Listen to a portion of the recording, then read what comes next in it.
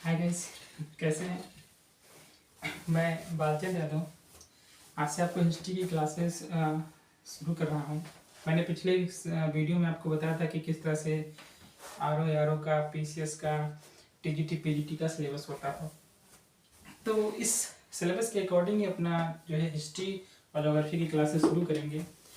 आज मैं आपको हिस्ट्री की पहली क्लास देने जा रहा हूँ, जिसमें मैंने आपसे कहा था कि मैं आपको वहाँ से शुरू करूँगा जो डायरेक्टली ये विषय या ये डायरेक्टली ये क्लास इतिहास विषय से संबंधित नहीं है, ज्योग्राफी से संबंधित है।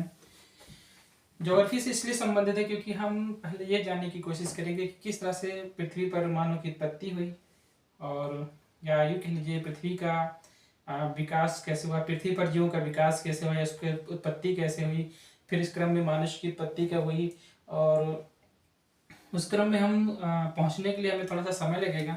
और उसमें मैं आपको सिर्फ ये बता रहा हूँ कि मैं ये बताने की कोशिश कर रहा हूँ कि किस तरह से इसका विकास उत्पत्ति के साथ विकास हुआ और मनुष्य की उत्पत्ति कब हुई। बस मेरा एक सीधा सा कॉन्सेप्ट है कि इतिहास में मैं आपको उस उत्पत्ति से लेकर के और मनुष्य की उत्पत्ति जब हुई वहाँ तक से पहुँचाने का काम है, क्योंकि हम जानते हैं कि पृथ्वी की जो औसत आयु है, पृथ्वी की औसत आयु वो 5 अरब वर्ष है। कहीं कहीं आपको पुस्तकों में 4.6 अरब वर्ष लिखा हुआ मिलेगा। क्योंकि मैं आपसे ये बता रहा हूँ कि ये जो कालखंड है, इस कालखंड को बांटने का प्रयास किया गया है। जैसे कि कल्प,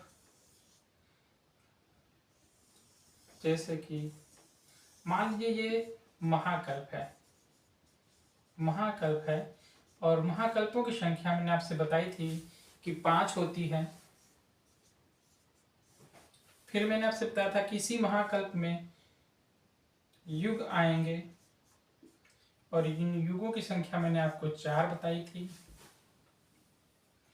फिर इन युगों में शक आएगा, और मैंने शकों की संख्या करीब करीब 17-18 संख्या मैंने आपसे बताई थी। तो हम पहले इन महाकल्पों के अंतर्गत युग और युगों के अंतर्गत शकों की उन विशेषताओं को पढ़ेंगे जिनका संबंध भारतीय परिप्रेक्ष्य में है, या ये कह लीजिए कि जिनका एक इम्पोर्टेंट फैक्ट है, उस फैक्ट को कल हम देखेंगे। क्योंकि हम इसको डीपली अध्ययन इसमें नहीं करने वाले हैं, इसका डीपली अध्ययन हम ज्योग्राफी के तहत जब आपको क्लासेस देंगे तो हम आपको बताएंगे कि इसमें इन शकों की और अन्य विशेषताएं क्या हैं। तो अभी हम सिर्फ इतने ही पढ़ेंगे, एक बेसिक रूल में, जिसना ज्योग्राफी से ना संबंध होकर के हिस्ट्री से संबंध है। तो इन जो है संबंधों की बात, थोड़ी थोड़ी उनकी विशेषताओं की बात करते रहेंगे, ठीक है।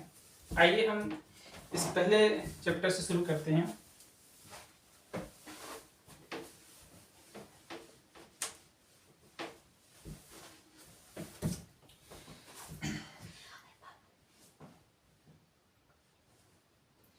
महाकल्प,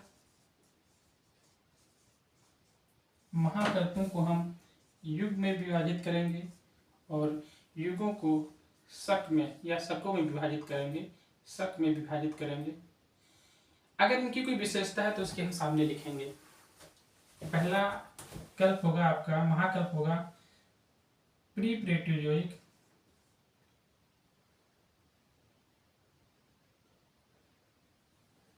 प्री पैलियोजोइक या प्री पो, एक सेकेंड, पहला जो आपका होगा, ठीक है, वो प्री, इसके दो होते हैं, आर्कियोजोइक को इसे भी बोलते हैं, आर्कियोजोइक, और ठीक है प्री प्रियोजोइक बोलते हैं, ठीक है। तो आर्कियोजोइक, आर्कियोजोइक या प्री प्रियोजोइक, इसमें कोई युग नहीं है, इसमें युग नहीं है। इनमें दो शक हैं, पहला आर्कियन,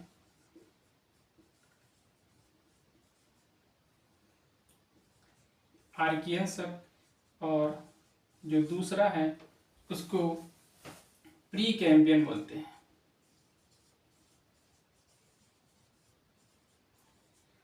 जैसा कि अगर इसमें हम आर्कियन में देखेंगे तो इसमें भारतीय परिप्रेक्ष्य में भी इसका विकास हुआ है। इसमें नीस और ग्रेनाइट की चट्टानों का विकास हुआ है। इसमें नीस एवं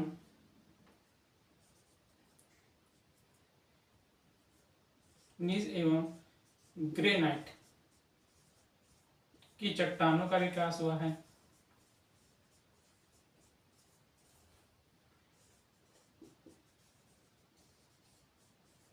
विकास हुआ है।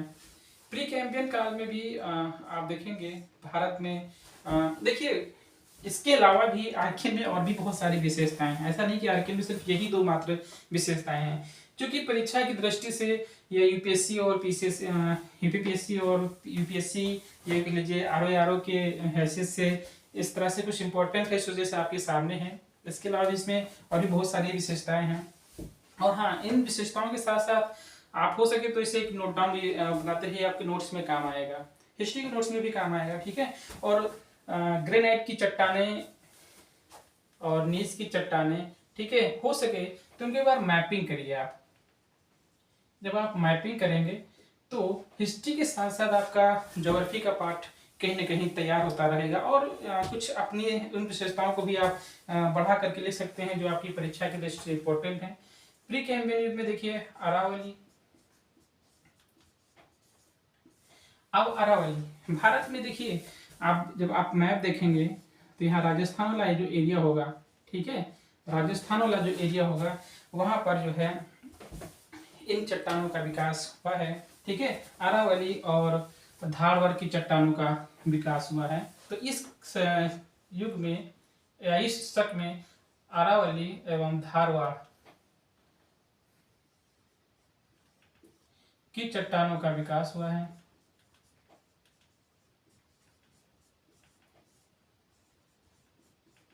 विकास या उत्पत्ति आप इस क्रम में जितना हो सके उतना सही पोजीशंस में रहेंगे तो आपके लिए बेहतर होगा। तो ये देखिए पहला युग हो गया है, ठीक है। दूसरा प्री पेलियोजोइक या पेलियोजोइक।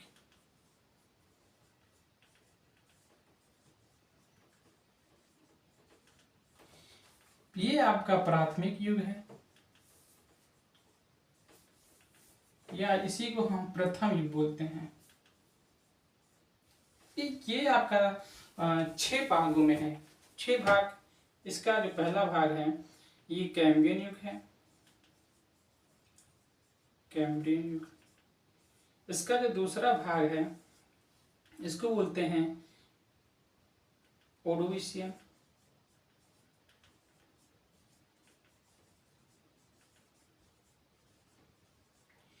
ओर्डोविशियन। तीसरे को बोलते हैं सेल्यूरियन।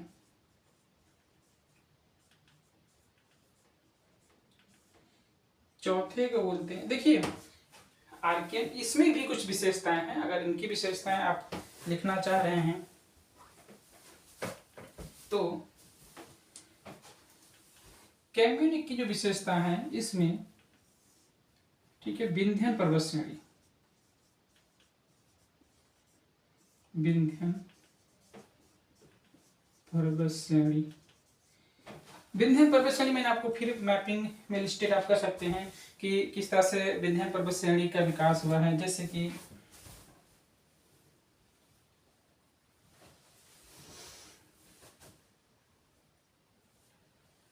विंध्यन पर्वत श्रेणी मैं मैपिंग कर दे रहा हूं थोड़ा सा। विंध्यन पर्वत श्रेणी जैसे आरावली के बाद में जो आपका जो क्षेत्र होगा वो विंध्यन पर्वत श्रेणी से शुरू होगा, ठीक है। विंध्यन पर्वत श्रेणी का विकास इसी क्रम में हुआ। और ये इसलिए भी मैंने आपको बताने की कोशिश की है। इसमें और भी 1-2 विशेषताएं आप चाहें तो लिख सकते हैं, चाहे तो स्किप मार सकते हैं, ठीक है। इसमें जैसे समुद्री घास का भी निर्माण यहाँ पर हो सकता है, या समुद्री, ठीक है, समुद्री जीवों का विकास की उत्पत्ति। अब समुद्री जीव की उत्पत्ति ओर्डोविशियन काल में आधा अमेरिका डूब जाता है। ओर्डोविशियन काल में आधा अमेरिका डूब जाता है।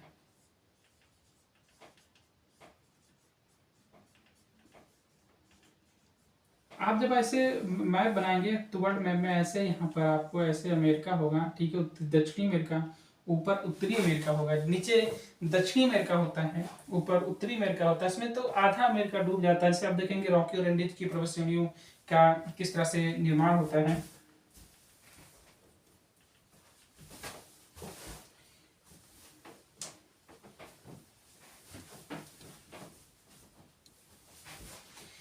इसी में समुद्री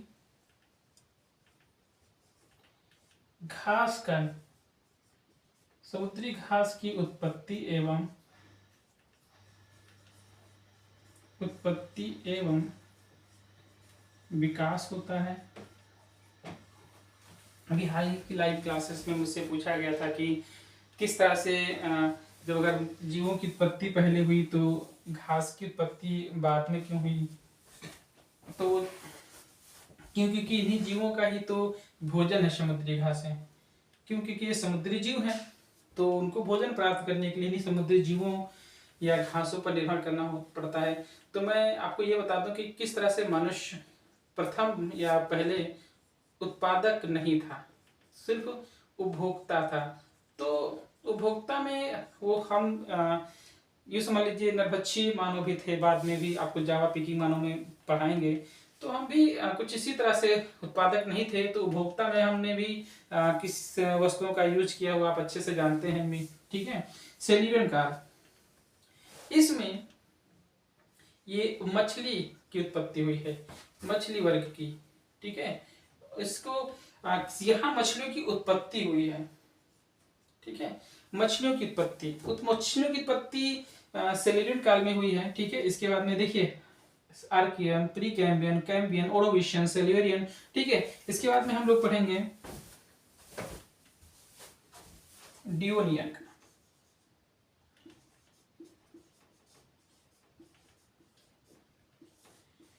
अब जो डियोनियन शक है, ठीक है, इसके भी अपनी एक सिंगल विशेषता है, इसे एज ऑफ फिश कहते हैं। इसमें, ठीक है, उभयचरों की उत्पत्ति भी इसी काल में मानी जाती है।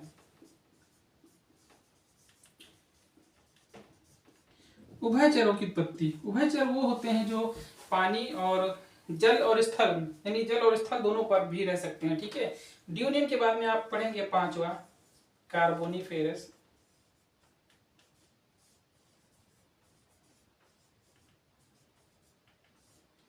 कार्बोनिफेरस युग में, ठीक है, यहाँ उभयचरों की उत्पत्ति हुई है, लेकिन कार्बोनिफेरस को उभयचरों का काल भी कह सकते हैं। और इसकी सबसे बड़ी विशेषता है कि इस समय 100 फीट लंबे पेड़ हुआ करते थे,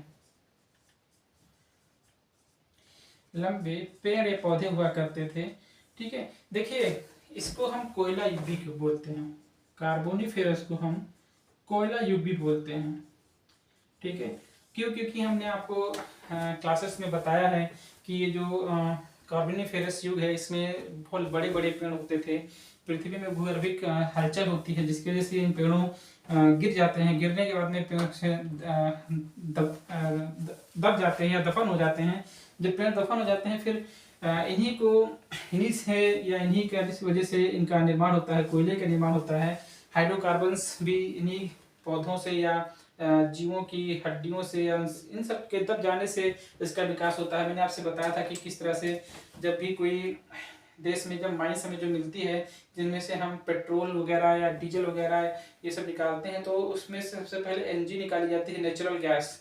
नेचुरल गैस को ही हम आगे चल करके सीएनजी यानी कंप्रेस्ड नेचुरल गैस और एलपीजी में कन्वर्ट करते हैं। इसमें ये जो नेचुरल गैस होती है ये रंगहीन और गंधहीन गैस होती है, जबकि ये नेचुरल गैस इसको सीएनजी यानी कंप्रेस करके डाला जाता है, ठीक है। इस वजह से सीएनजी बोलते हैं। एलपीजी ही हमारा घरेलू सिलेंडर है जिसमें यूज होता है और इसमें बदबू इसलिए आती है क्योंकि इसमें हम गैस मिक्स करते हैं बदबू करने के लिए, ताकि जब भी इसका गैस का रिसाव हो तो ठीक है बदबू हो तो हमें अपनी घटनाओं से थोड़ा सा सावधानी बरतने में सहायता मिल जाती है। तो कार्बोनिफेरस युग में ही 100 फीट जो लंबे पेड़ होते हैं इन्हीं को दफन हो या दफना जाने से या दब जाने के कारण हमें भविष्य में कोयले की उत्पत्ति या कोयले का के रूप में मिलते हैं, ठीक है। इसका जो छठा पार्ट है, ठीक है, इसे हम बोलते हैं पर्मियन युग। देखिए परमियन युग में अभी अपनी कोई विशेष विशेषताओं का युग नहीं है, ठीक है। परमियन युग, परमियन युग में आप केवल एक सिंगल विशेषता आप नहीं लिख सकते। हाँ, एक चीज यहाँ पे आप ध्यान दीजिएगा, समुद्री घास और की उत्पत्ति एवं विकास, यहाँ पर आप लिख लेंगे समुद्री घास के साथ साथ समुद्री वनस्पति का भी यहाँ पर वनस्पति की भी उत्पत्ति होती है, ठीक है। और समुद्री वनस्पति और घास दोनों का विकास या उत्पत्ति एक साथ मानी जाती है। इसके अलावा जो आपका परमियन काल है, ठीक है, इसी में आप जर्मनी क्षेत्र जानते होंगे या जर्मनी देश को जानते होंगे। जर्मनी में वाजस एवं ब्लैक फॉरेस्ट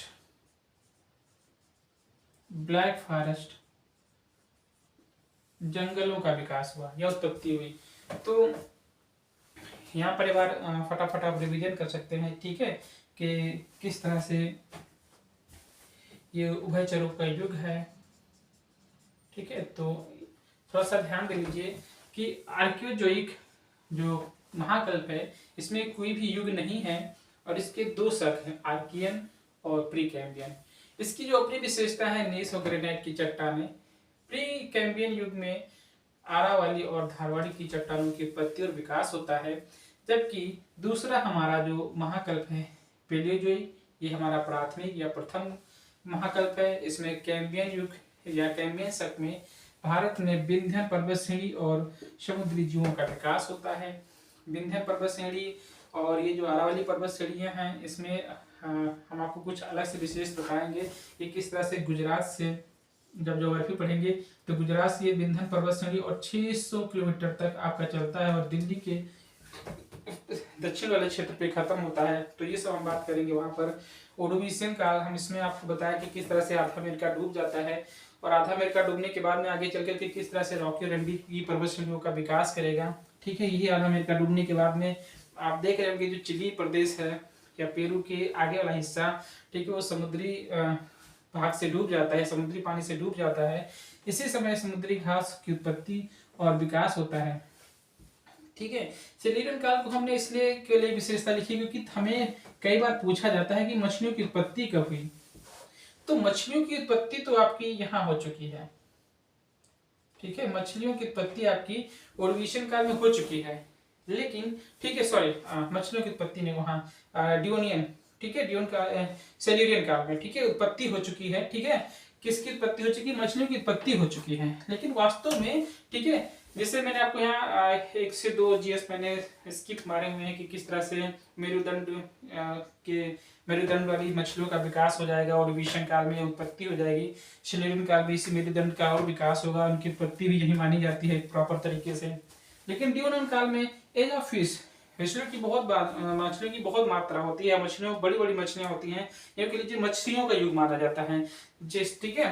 फिर इधर देखिए उभयचरों का की उत्पत्ति हो जाएगी और कार्बोनिफेरस युग सिर्फ अपने, ठीक है, कार्बोनिफेरस युग को सिर्फ 2 विशेषताओं के लिए जाना जाता है। पहला कि कोयले के युग किसे कहा जाता है, ठीक है, क्यों? क्योंकि इस समय जो भूगर्भिक हलचल होती है उसमें हलचल और भूकंप के कारण, ठीक है, पृथ्वी के ऊपर जो 100 फीट लंबे लंबे पेड़ होते हैं वो गिर कर दफन हो जाते हैं, दब जाते हैं। दबने के बाद में भविष्य में हमारे लिए कोयले का निर्माण करती हैं, ठीक है। भारत में से कोयला कहाँ कहाँ पाया जाता है? तो भारत में देखिए कोयला, वैसे मैं आपको ज्योग्राफी नहीं पढ़ा रहा हूँ लेकिन बता दे रहा हूँ कि भारत में यहाँ पर आप छत्तीसगढ़, झारखंड, ठीक है, और छत्तीसगढ़ झारखंड के अलावा कुछ हिस्सा शायद उड़ीसा में, ठीक है, ये नहीं है, लेकिन हाँ उत्तर प्रदेश में मिर्जापुर में भी कोयला निकाला जाता है, ठीक है। तो ये सब चीजें आपको ध्यान देनी होंगी, ठीक है। तो ये जो होता है से गोंडवाना क्रम की चट्टानें होती हैं, ठीक है, तो वहां पर इन कोयलों को निकाला जाता है, ठीक है। तो ये आपके दिमाग में होनी चाहिए। फिर परमियन युग, इसकी एक ही विशेषता मैंने आपको लिखाई है कि जर्मनी वाजेस और ब्लैक फॉरेस्ट पर्वत का की किस तरह से उत्पत्ति हुई है, यहाँ पर इसका किस तरह से निर्माण हुआ, ठीक है। आगे चल करके हम अपने 3 और फिनिश कर लेते हैं। फिर हमारे पास अब आप बचेंगे, आपके पास 3 महाकल्प और, जिसमें मेसोजोइक, सीनोजोइक और नियोजोइक आपको मिलेंगे देखने के लिए। उसमें जो आपका मेसोजोइक है मीसोजोइक के 3 पार्ट आपको देखने को मिलेंगे, ट्रियासिक, जुरासिक और क्रिटेशियस, जिसमें आपका जुरासिक सबसे इम्पोर्टेंट है। क्यों? क्योंकि इसी जुरासिक में ही हम, ठीक है, डायनासोर की उत्पत्ति होती है, ठीक है, और डायनासोर का युग कहा जाता है, ठीक है। तो ये हम भी इसी वीडियो में देखते चलते हैं। तो हमारा अगला जो महाकल्प है, ठीक है, हमने अभी तक क्या पढ़ा है? प्रीप्रोटोजोइक या आर्कियोजोइक, पैलियोजोइक, ठीक है। अब हम पढ़ेंगे तीसरा मेसोजोइक। मेसोजोइक ये हमारा द्वितीय युग है, ठीक है। ये देखिए महाकल्प, ये है आपका युग और ये है आपके शक। इसमें भी देखिए 3 शक हैं। जो पहला है वो ट्रियासिक है, दूसरा जुरासिक है,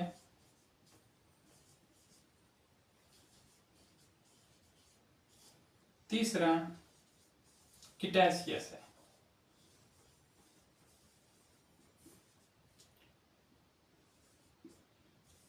ठीक है, ये जो ट्रियासिक है, इसी में भारत की, मैंने आपसे बताया था कि रेंगने वाले जीवों का विकास कब होगा, ठीक है। तो पृथ्वी पर वो उभयचरों का विकास था, यहाँ पर देखिए रेंगने वाले जीवों का विकास हुआ है। किसका विकास हुआ है?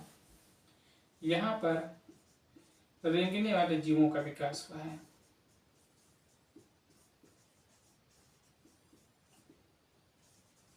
जीवों का विकास या उत्पत्ति का काल यही है, जो रेंगने वाले जीवों की विकास और उत्पत्ति का काल है। इसके बाद में भाई ने आपको बताया था कि किस तरह से गोंडवाना, अभी मैंने आपको बताया था कि भारत में आप जब भारत का नक्शा बनाएंगे तो आपको यहाँ झारखंड और छत्तीसगढ़ में जो क्षेत्र मिलेगा, दक्कन क्षेत्र से बोल सकते हैं, ठीक है, सॉरी दक्कन नहीं, इसे हम बोलेंगे, ठीक है, गोंडवाना क्रम की चट्टानें। तो गोंडवाना क्रम यानी गोंडवाना की चट्टानों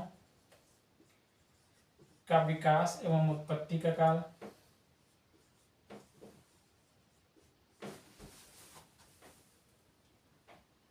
विकास, उत्पत्ति एवं विकास का काल, उत्पत्ति एवं विकास का काल।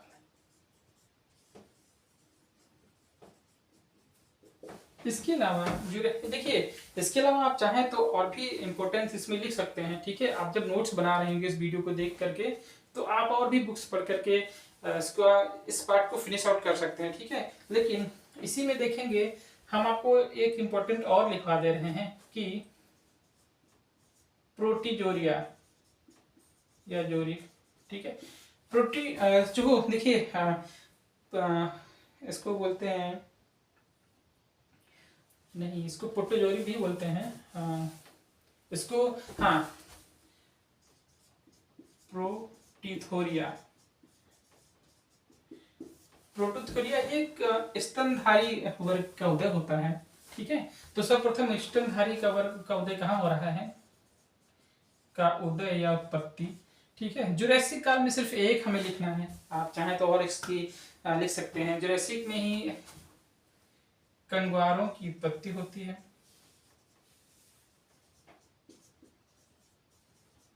उत्पत्ति या विकास दोनों कह सकते हैं, ठीक है। उत्पत्ति भी इसी काल में होती है, विकास इसी काल में होता है। और आपने सुना भी होगा कि जुरासिक काल में ही डायनासोर, ठीक है, डायनासोर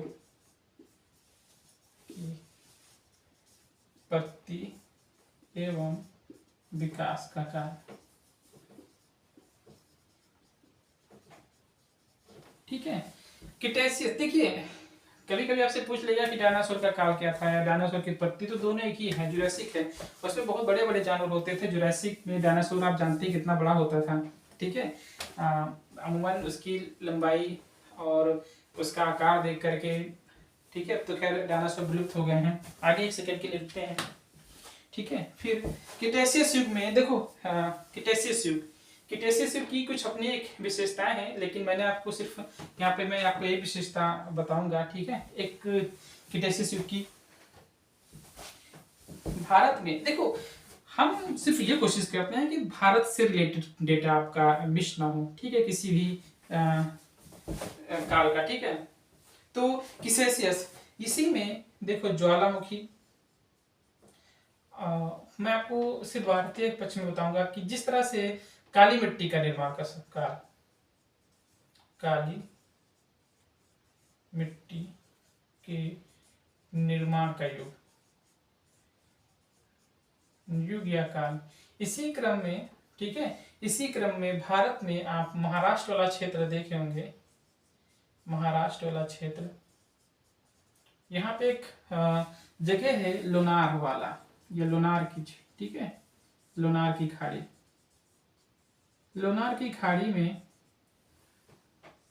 में ज्वालामुखी का विस्फोट होता है। इसी ज्वालामुखी की वजह से यहाँ काली मिट्टी का निर्माण होता है। और काली मिट्टी आप जानते हैं कि भारत में काली मिट्टी, ये देखिए आप फिर मैप बनाएंगे, मैं आपके लिए बनाऊंगा, ठीक है। ये जो हिस्सा है ये आपका गुजरात है, ठीक है, इसी के नीचे यहाँ हिस्सा से महाराष्ट्र है।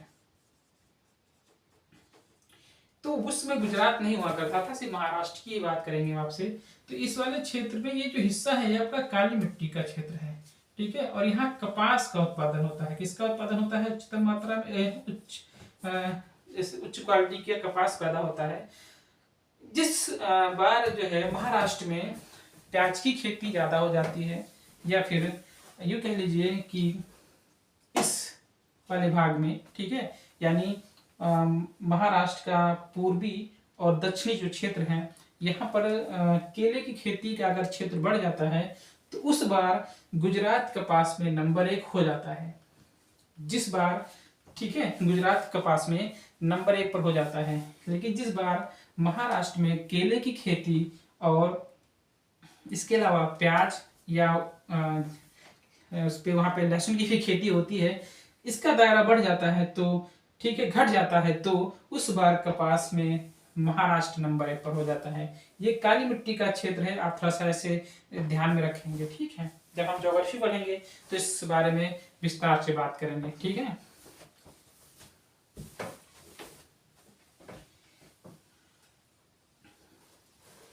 इसके अलावा अब आपका क्रिटेशियस हो गया है, ठीक है। हम अब पढ़ेंगे चौथा, ठीक है। और ये हमारा जो मेसोजोइक के बाद में सीनोजोइक,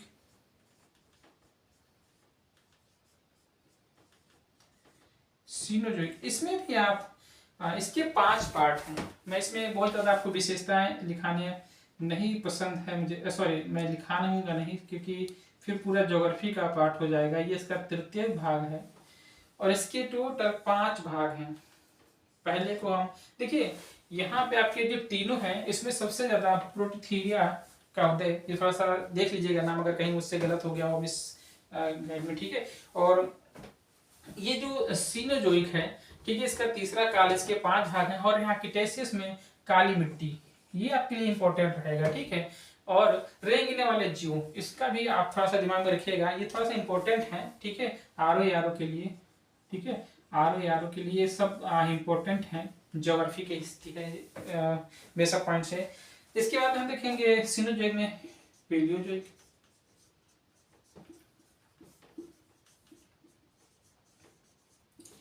पेलियोजोइक, ठीक है। पेलियोजोइक के बाद में आप लिखें, देखिए पेलियोजोइक की भी एक सिंपल विशेषता आप लिख लीजिए, पहली बार धरती पर, पहली बार धरती पर, ठीक है, पहली बार धरती पर, ठीक है, स्तनधारियों का उदय होता है। पहली बार धरती पर स्तनधारियों का उदय, सॉरी, स्तनधारियों का विकास। देखिए उदय तो हो चुका है, ठीक है, प्रोटोथीरिया ये स्तनधारी ही है, लेकिन पहली बार पृथ्वी पर स्तनधारियों का विकास, ठीक है। और कहीं कहीं इसे उदय के काल भी मानते हैं, ठीक है। ये कंफ्यूजन मत रहिएगा, उदय यही हुआ है, ठीक है, कंफ्यूजन में आपको बिल्कुल ही रखना है। हाँ, यहाँ जो मेरे बेस्ट इंपॉर्टेंट है, ये शायद यूपीएससी में भी पूछा गया है या अदर स्टेट पीएससी में पूछा गया है, मेरे दिमाग से थोड़ा सा अभी ये पॉइंट निकला हुआ है, लेकिन ये मुझे कंफर्म है कि पेलियोजोइक में ही घोड़ों का विकास हुआ है, या घोड़ों की उत्पत्ति का काल, ठीक है, घोड़ों की उत्पत्ति का काल, ठीक है, कब हुआ है? पेलियोजोइक में। अब पेलियोजोइक की अपनी और भी एक दो विशेषताएं हैं, आप चाहें तो उसे लिख सकते हैं, ठीक है। इसके बाद में इओसीन, ठीक है, इओसीन के बाद में आप मायोसीन, सॉरी इओसीन, ओलिगोसीन, ओलोगीसीन या ओलोगोसीन, ठीक है, ओलोगोसीन। देखिए पेलियोजोइक, इओसीन, ठीक है, ओलिगोसीन, ठीक है, उसके बाद में आपका चौथा आएगा मायोसीन, मायोसीन, और इसका जो लास्ट होता है पांचवा, इसी को हम बोले हैं पेलियोजोइक, इओसीन, ओलिगोसीन, मायोसीन और प्लायोसीन।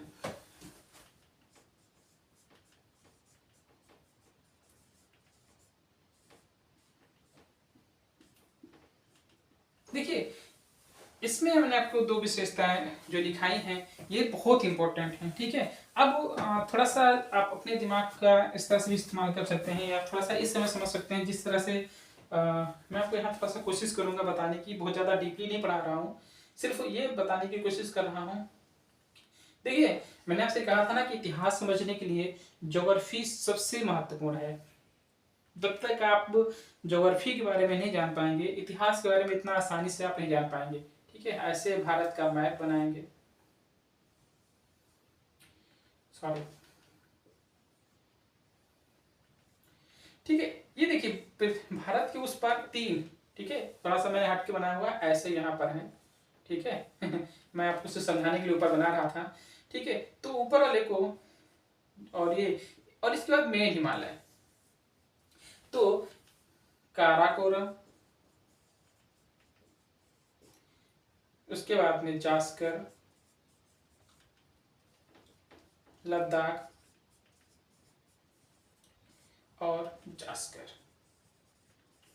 ये पर्वत श्रेणियां हैं, ठीक है। थोड़ा सा अगर कंफ्यूजन होगा तो समझ लीजिएगा, ठीक है। तो अब ट्रांस हिमालय, इसी को हम तीनों को मिला करके ट्रांस हिमालय बोलते हैं। क्या बोलते हैं?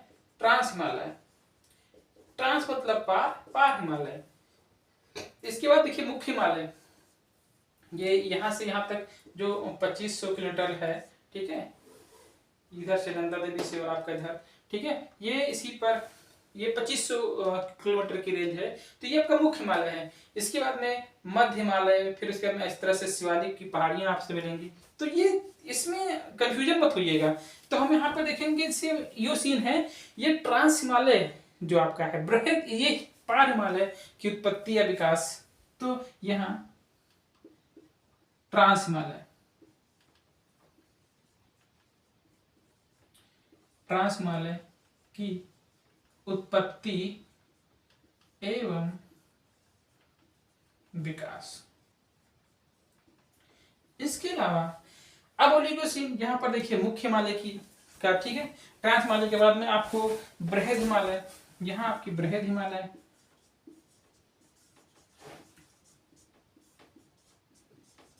इसी ट्रांस हिमालय में नाक रखिएगा, इसी ट्रांस हिमालय में भारत की सबसे, ठीक है, ऊंची पर्वत चोटी K2 गार्डिन आस्टीन मौजूद है। और आपको कभी कभी कंफ्यूज करती है कि भारत की सबसे ऊंची पर्वत चोटी कहाँ है? ट्रांस हिमालय की, ठीक है, किस पर्वत श्रेणी पर है? काराकोरम पर्वत श्रेणी पर है। अगर आपसे ये पूछ ले कि हिमालय की सबसे ऊंची चोटी, तो ये मुख्य पर्वत में नेपाल में है, इसे बोलते हैं माउंट एवरेस्ट, 8848 मीटर। इसके बाद अगर आपसे ये पूछ ले कि भैया हिमालय की सबसे ऊंची पर्वत चोटी, तो ये आपके लिए प्रश्न चिन्ह है, आप इसे कमेंट बॉक्स में बताइएगा, ठीक है। मायोसीन, यहाँ पर बृहद हिमालय की उत्पत्ति और विकास, इसके बाद की उत्पत्ति एवं विकास।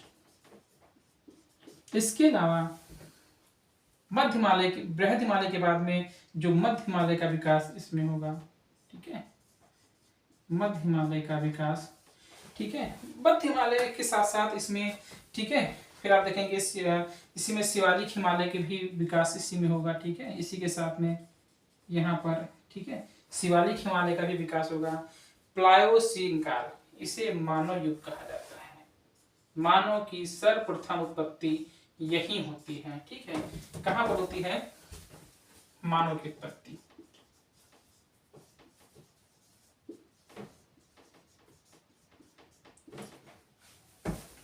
इसके अलावा ठीक है, देखो मानव की जो ठीक है उत्पत्ति है वो यही होती है, ठीक है। ये दिमाग में आपको बिल्कुल होना चाहिए। इसके बाद में देखेंगे हम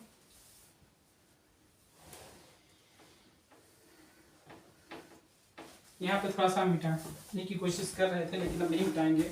इसका 5वां देखेंगे, ठीक है। इसको बोलेंगे हम, ठीक है, मेसोजोइक, सिनोजोइक और नियोजोइक।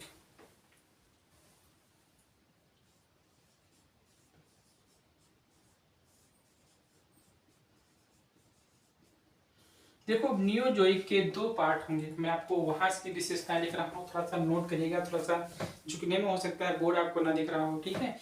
इस वजह से मैं इसकी विशेषताएं, इसकी जो पहली विशेषता है मैं यहाँ इंडिकेट कर रहा हूँ, ठीक है। तो इसका पहला शक है, इसे बोलते हैं प्लास्टोसीन का। पहला शक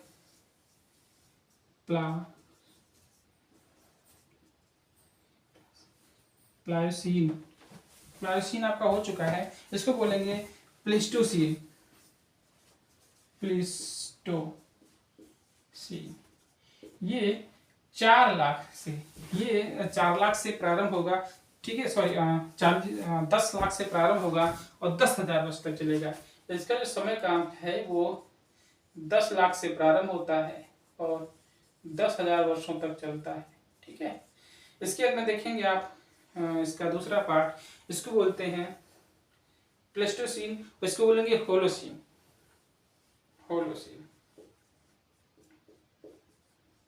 होलोसीन ये हिम युग का काल है। इसी में पृथ्वी पर किस तरह से पानी की बरसात हुई, मौसम चेंजेस हुए, बहुत जो पृथ्वी आधे से ज़्यादा या बहुत उसका भाग, बहुत कुछ भाग जो हिम युग से घिरा हुआ था, टेम्परेचर में बदलाव होता है, मौसम में बदलाव होता है इस युग में। और बरसात, धूप का खिलना, ठीक है। धूप तो वैसे भी होती थी लेकिन यहाँ मौसम के इस चेंजेस ने पृथ्वी पर बड़े बड़े हिमखंडों को पिघला दिया, तो पृथ्वी का बहुत हिस्सा बर्फ से ढका था वो खाली हो गया, वायुमंडल में अपना एक अलग विस्तार हुआ, ठीक है। और मनुष्य का जन्म हो चुका है प्लस जो है प्लायोसीन काल में, ठीक है। तो प्लायोसीन के, ठीक है, नियोजित काल में, सिनोजोइक काल के टर्शरी युग में, कब टर्शरी युग में, ठीक है, मनुष्य की उत्पत्ति हुई, जो हमारा मेन टॉपिक है, जहां से हमें इतिहास को लिंक करना है। इसी के आधार में हम आपको आगे पढ़ाएंगे किस तरह से रामापिथेकस जो अफ्रीका के जंगलों में रहता था, वहां से जंगलों से निकल करके मैदानी भागों में, जो रामापिथेकस होती है वो महिला या कह लीजिए नर मादा जो है होती है, ठीक है, वहाँ निकल करके किस तरह से अपना विकास करती है। और हम आदि पूर्वज से लिंक करेंगे ऑस्ट्रेलोपिथेकस के बाद हम लोग पढ़ेंगे होमो हैबिलिस मानव, फिर हीगलबर्ग मानव, उसके बाद में हम पढ़ेंगे इरेक्टस मानव। इरेक्टस मानव में दोनों पार्ट देखेंगे, जावा और पेकिंग मानव। इसके अलावा हम पढ़ेंगे निएंडरथल मानव, फिर क्रो-मैग्नन, होमो सैपियंस। तो इस तरह से एक क्रम हम करेंगे अपने इतिहास के सेकेंड वीडियो में, ठीक है। तो ये थोड़ा सा एक नॉर्मल हेड था इकोनॉमिक्स, सॉरी हिस्ट्री से रिलेटेड जो ज्योग्राफी का पार्ट था, ठीक है। इसमें हमने देखा कि किस तरह से मेसोजोइक में, ठीक है, इसका टियासिक में रहने वाले जो है जीवों का विकास के देखेंगे। इसी में गोंडवाना की क्रम की चट्टानों की उत्पत्ति और विकास, प्रोटोथीरिया का उदय, ठीक है। तो और जुरासिक वाला इंपॉर्टेंट है, कंगारू की उत्पत्ति और डायनासोर की उत्पत्ति और विकास का काल किसे माना जाता है। क्रीटेशियस भी 2 बार पूछा गया है, क्योंकि काली मिट्टी वाला क्षेत्र किस युग में विकास हुआ इसका पूछ लेता है, तो द्वितीय युग के, ठीक है, क्रीटेशियस में। सिनोजोइक में आपके 2 ही इंपॉर्टेंट पूछा जाता है। पहला, ठीक है, ट्रांस हिमालय, और एक बार घोड़े का पूछा गया कि घोड़े का उदय कब माना जाता है, थोड़ा सा देख लीजिएगा, ठीक है। और इसके अलावा मानव की उत्पत्ति कब हुई है, ठीक है। टीजीटी और इस सबसे इंपॉर्टेंट इस तरह से क्वेश्चन बनते हैं। और नियोजोइक में कोई विशेष नहीं है, ये सब टाइम पीरियड्स हैं, इसके अलावा कोई विशेष नहीं है, ठीक है। हाँ, थोड़ा सा दिमाग से निकला हुआ था, तो हम उसके जब ज्योग्राफी पढ़ाएंगे तब बता देंगे कि किस तरह से प्रवाल व्यक्ति का विकास या उदय उत्पत्ति हुई, ठीक है। ये सब देख लेंगे हम, इसमें कोई डाउट नहीं। जब ज्योग्राफी पढ़ेंगे तो ज्योग्राफी को और बारीक से पढ़ेंगे इसमें, ठीक है, इस पार्ट हेड में। अभी के लिए थैंक्स। और कहूँगा कि आप लाइक सब्सक्राइब करते रहिए ताकि मैं आपको और वीडियो देता रहूँ। ये मेरा पहला प्रयास था, थोड़ा सा कॉन्फिडेंस में कमी थी, मैं डायरेक्टली बोल दे रहा हूँ, नो इशू। लेकिन हाँ हम आगे और बढ़ेंगे और बेहतर तरीके से पढ़ेंगे, इतिहास को इतिहास की तरह से पढ़ेंगे और हो सकता है उससे और बेहतर पढ़ेंगे, जिसमें आपका RO ARO ये कवर करने की कोशिश करूँगा। TGT पीसीएस मैं नहीं कहूँगा आपसे, क्योंकि पीसीएस के लिए मैं आपको एक अपनी टीम बनाऊंगा और टीम बन रही है, उसमें आपको एक पेड कोर्स होगा और ये भी आपकी रेंज में होगा, इंस्टॉलमेंट में, जैसा आप चाहेंगे उचित मिल जाएगा। इसमें हमारे एक पूरी यूपीपीएससी की ठीक है टीम है, यूपीपीएससी की, उसमें उसके जरिए से हम लोग पढ़ाएंगे और इसमें टोटल 7 लोग होंगे। ठीक है, तो अभी वेट एंड वॉच थोड़ा सा करिए, अगर ये चीज़ें पॉसिबल हो पा रही हैं तो हम लोग आगे मिलेंगे आपसे और एक नए बेहतर तरीके से। ठीक है, अभी के लिए गुड नाइट।